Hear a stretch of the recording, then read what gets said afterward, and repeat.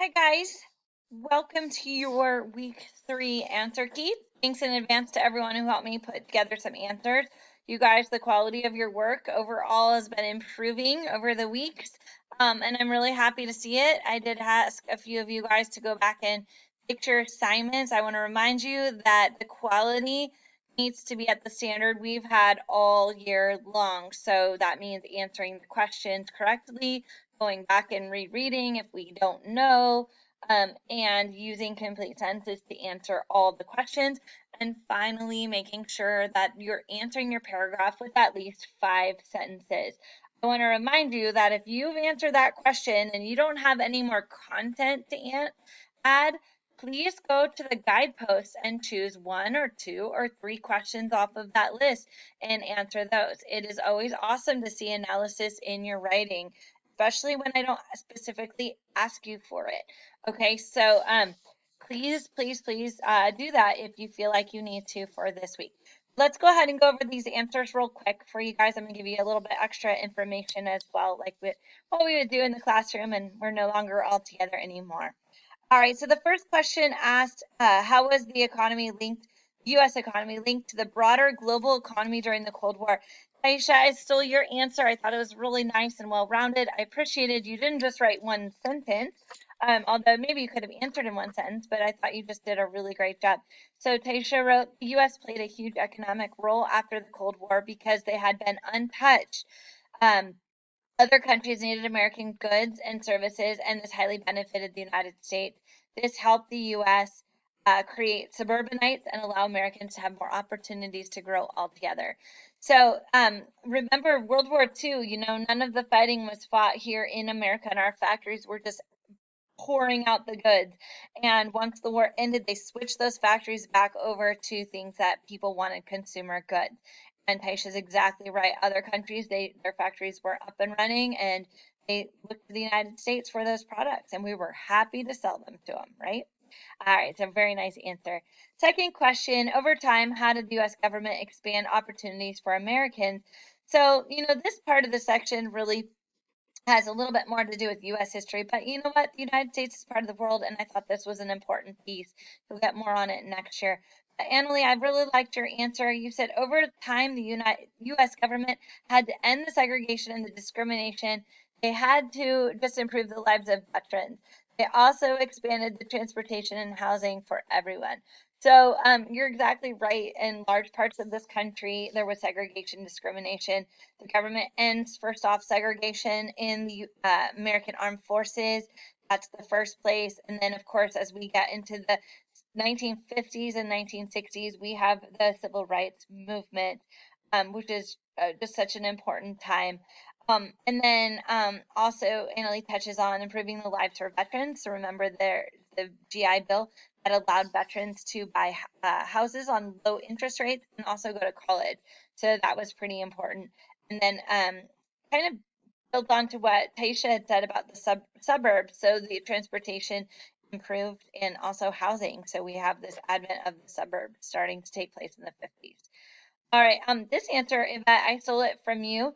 I thought you did a nice job doing both parts of it. A lot of kids only answered one part of it. So, an advantage and disadvantages of the welfare state in Europe were the social benefits such as old age pension and unemployment insurance that were being expanded. So those are all advantages. And then a disadvantage of the welfare in Europe is that there were higher taxes and better government regulations on industry. So that's totally true. In order to pay for those benefits, the people did have to pay higher taxes. So thanks, Yvette. Nice job. All right, Hallie, I really liked your answer on this one. How to do with Japan. So Japan's economic success after World War II can be due to Japan's gross domestic product soaring after the war, their building of factories, as well as raising tariffs on imported goods by the government, protecting the industries, which ultimately led to Japan's huge trade. So you got a whole lot in there. Domestic products are things that you are making within your country. And so that's definitely one way they can tell if the economy is doing well or not is what that number is and how that number looks. So a lot of good stuff right there. And Japan does have a lot of its economic success based in trade. All right, Trinity, I liked your answer on this one. Again, a lot of kids only addressed one part of this. And so, definitely address all parts of the question. So Democrats and Republicans differ on the best ways to improve opportunity for Americans because the Democrats believed in expanding social programs and the Republicans believed in reducing the size of the government. And that is totally true. That is a big um, big I don't want to say division, but it's not quite right. Distinction, that's the word, between the two political parties we have. So Democrats want more social programs, they want to pay for more things, and the Republicans tend to want less government, smaller government, government not as involved. So, it's kind of an interesting thing right now with the coronavirus. We're seeing the two political parties and how they're trying to deal with different things and get aid to the Americans and working together on that. So it's kind of an interesting thing, and more on that next year in U.S. history, but still, U.S. is part of the world. Co, I thought you did such a nice job on this question. One thing, and this is just kind of one thing, but you put 2 bullets in each box, which was awesome. I did just expect one, but I really appreciated that you did more than just the minimum. So you can kind of see that economic development of Western Europe, how it was similar and different to Japan.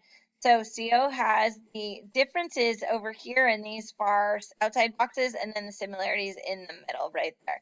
So just similarities, experienced economic miracles, had a lot of assistance, right, from the West, from the United States, and that definitely helped with that. And then economies grew tremendously in spite of high taxes. So yeah, sometimes high taxes do hurt the economy because, for example, if people are paying money in taxes, that's going to the government. That's not going to things that they want to buy. So if you have to pay high taxes, you might not buy a new car because it's going to make that car more expensive. Okay, so something to think about. Western Europe expanded free trade and they founded organizations, for example, the European Community, which allowed workers and goods to move freely across nations. So that was a really nice both of those bullet points. And then Japan faced the grimmest future after the war. It definitely dark days for sure. And then rebuilt their industries and became the most important exporters of goods, which is true. And then I do notice this in a couple of project or assignments is there. This should be the possessive there, Their, and there was one previous as well. I didn't point it out, but I'm gonna do that one.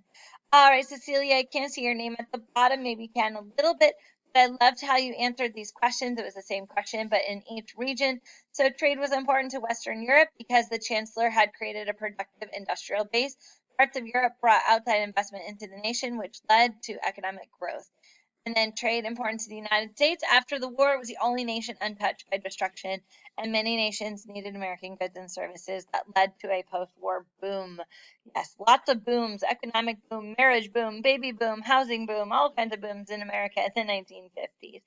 In Japan, trade was important to the economic development of Japan because it grew by manufacturing products and exporting them to other nations. So Cecilia did a nice job. You used complete sentences to answer all 3 of those, and you had nice, solid answers. Great job. The last one, Gervier, I liked your paragraph. You had another couple answers. I was considering which to steal, but I kind of like this. This just felt like a really solid, well-written paragraph. So, you start off, the United States benefited from lack of war damage and high demand of goods and services. Western Europe benefited from the Marshall Plan and social welfare programs. Japan was able to build modern industries after the destruction of wartime. Japan also benefited from the support of the American military and strong export sales. As a result, all regions were able to advance civilization. So, if I were to give you any tips on this paragraph, one tip would be to have a topic sentence here, because you get right into the answer, which is fine, but in a paragraph, you could do that. Also, this could almost be a combination of a sentence, so it could be one together. I love this. I love this. This is a little wrap up of the paragraph. That's awesome. And kind of a borderline analysis as well. But that was so awesome to see. I just love that. And if you wanted to answer one of those guideposts, that would fit right neatly right there in that sentence. Hopefully you can see where my cursor is right before the last sentence. So don't be afraid of going back to those guideposts, guys. Those are awesome. Make sure you're answering the question.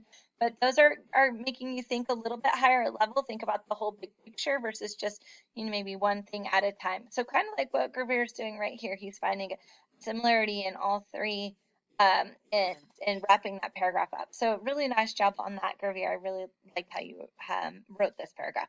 And many of you guys had really, really nice paragraphs. So keep up the good work. I know this is such a different style of learning, and some of you guys are not living it, but keep up the work. Get your assignments in as soon as you can. You know, you don't have to rush and get them done Monday, but it gives me more chance to look at them. And make sure you're getting them in by Friday for sure, so I can look at them and give you a chance to make corrections that you might need to or add on to your answers, and still get credit and still get a passing score for that week. All right, guys, thanks and have a great week. And let me know if you need any help or have any questions. All right, bye, guys.